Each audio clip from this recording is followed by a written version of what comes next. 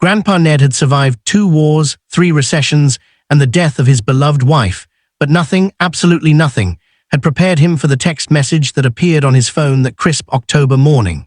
His weathered hands, still steady despite his 78 years, trembled as he read the words his daughter Sarah had sent. "Don't bother coming to Thanksgiving this year, Dad. My mill will take your place. She actually appreciates what we do for her." The old man sat down heavily in his leather armchair, the same one where he'd read bedtime stories to Sarah decades ago, and stared at the screen. For a moment, the only sound in his modest living room was the tick-tock of the grandfather clock his own father had built, a reminder that time, merciless and swift, waited for no one.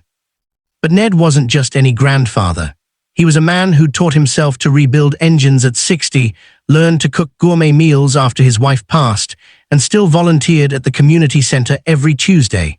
And now, as he reread that cold, dismissive message, something ancient and powerful stirred within him, not anger, but clarity.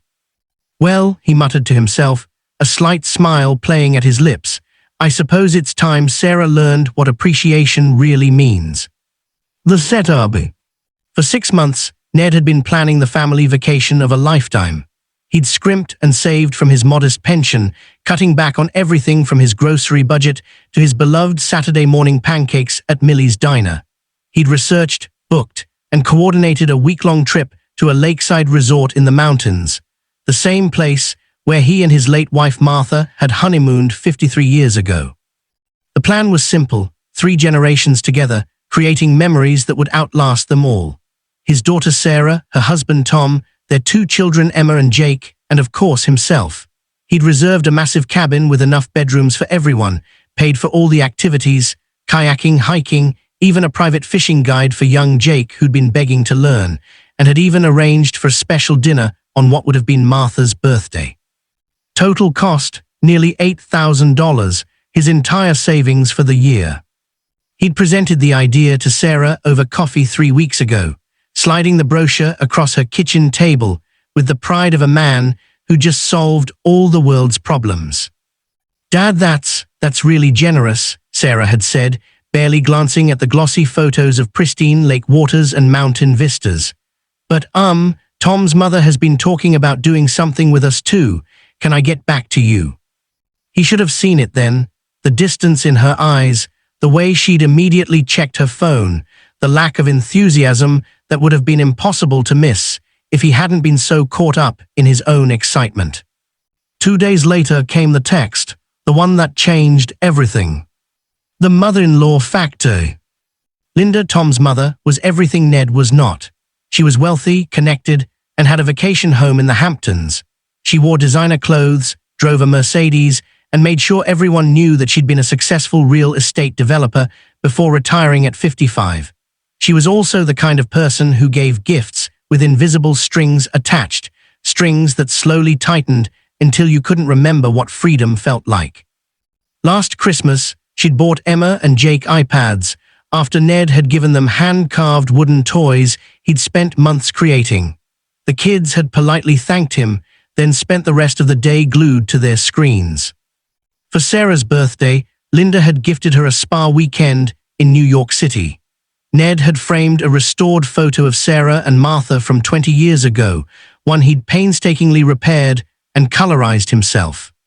The pattern was clear, even if Sarah couldn't see it, or wouldn't. Linda had proposed taking the family to Europe, first-class flights, 5-star hotels, private tour. How could a cabin in the mountains compete with the Eiffel Tower and gondolas in Venice? But Ned knew something Linda didn't. Real wealth had nothing to do with money. The decision. After reading Sarah's message, Ned sat in silence for exactly 1 hour.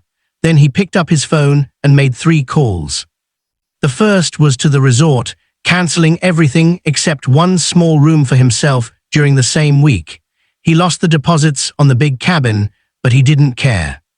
The second was to his old friend Walter, a retired attorney.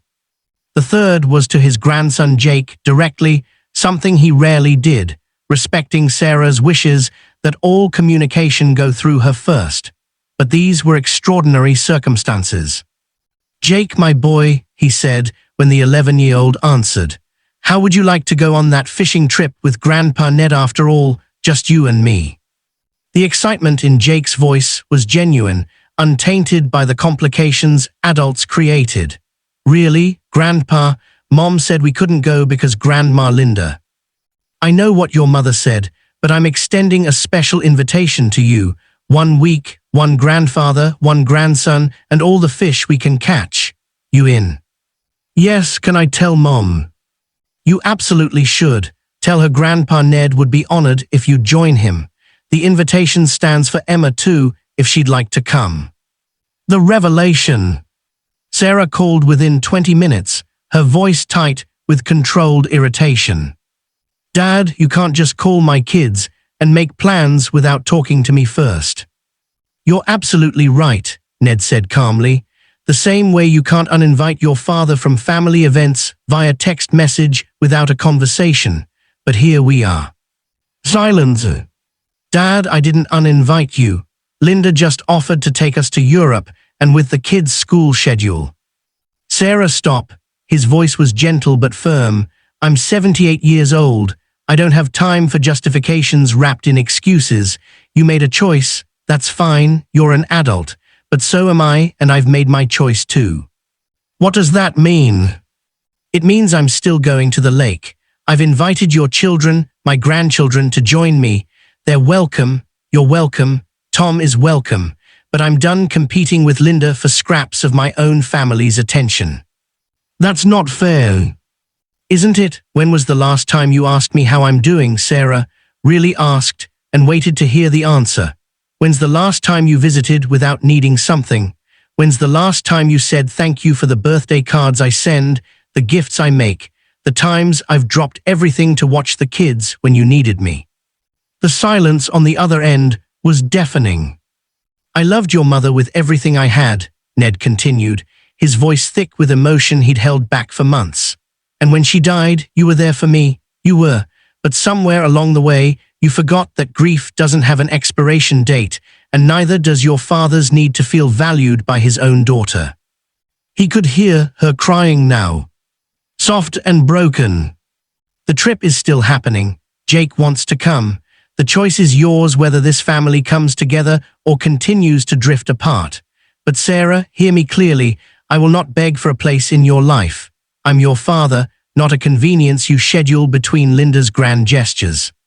The aftermath. For 3 days, Ned heard nothing. He went about his routine, volunteering at the community center, tending to his small garden, working on a rocking chair he was building for Emma. Then, on the 4th day, there was a knock at his door. Sarah stood there, eyes red-rimmed and swollen, holding a folder. "Can I come in?" They sat in the living room, the one where she'd grown up, where Martha had taught her to knit, where Ned had helped her with calculus homework at 2 in the morning before a big exam. "I found these," she said, opening the folder. Inside were bank statements, receipts, planning documents, everything Ned had compiled for the vacation. "Tom found them when he was helping you clean out the garage last month and set them aside for me. I only looked today." She traced a receipt with her finger. $8,000, Dad, that's your entire savings." "It was," he corrected, "would have been worth every penny." Sarah broke down then, really broke down, in a way she hadn't since Martha's funeral. "I'm so sorry. I got caught up in Linda's world, in trying to give my kids everything I didn't have, and I forgot, God, Dad, I forgot that what I did have was you, was this," she gestured around the room, "was real." Ned reached over and took his daughter's hand. "Linda can give your children things, Sarah, expensive, shiny things, but she can't give them what I can, stories about their grandmother, patience to teach Jake how to fish the way my father taught me, time to listen to Emma talk about her dreams without checking a watch. She can't give them roots. I know that now, I think I was angry at you." "Angry for what?" "For being okay after Mom died, for moving forward, for seeming fine when I was still falling apart." Ned's eyes filled with tears. "Oh, sweetheart, I was never okay, I'm still not. I just learned that survival sometimes looks like strength, even when you're breaking inside. The resolution. 2 weeks later, 3 generations piled into cars and headed to the mountains.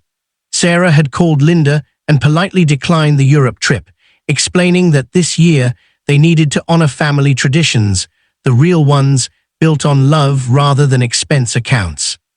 Linda hadn't taken it well, but that was Linda's problem to solve. At the lake, Ned taught Jake to fish, just as he'd promised. He taught Emma to identify constellations using the same techniques his father had taught him during the Depression, when the night sky was free entertainment. He told stories around the campfire about Martha, about the war, about mistakes and redemptions, and the long, winding road of a life well lived. And Sarah paid attention, really paid attention. She watched her father with her children and saw not an old man to be managed or worked around, but a living library of wisdom, experience, and unconditional love. On the last night, as they sat on the dock watching the sunset paint the lake in impossible shades of gold and crimson, Sarah leaned her head on her father's shoulder. "Thank you for not giving up on me." "Never," Ned said simply. "You're my daughter, but Sarah promised me something." "Anything." "Teach your children the difference between price and value. Linda's gifts are expensive, but this," he gestured to the lake, "the mountains, the family together, this is priceless. Don't let them forget which matters more." "I promise, Dad, I promise." As stars began to appear overhead, Grandpa Ned smiled. He'd spent $8,000 and lost most of it to cancelled reservations and non-refundable deposits. The trip that actually happened cost a fraction of what he'd originally planned. But sitting there, surrounded by the family he'd fought for, he realized he hadn't lost anything at all. He'd invested in something that would pay dividends long after he was gone. The memory of a grandfather who loved enough to demand respect, who valued himself enough to set boundaries, and who taught his family that the best things in life can't be bought. They can only be built, one precious moment at a time. And that lesson, Ned knew, was worth every penny he'd never spent.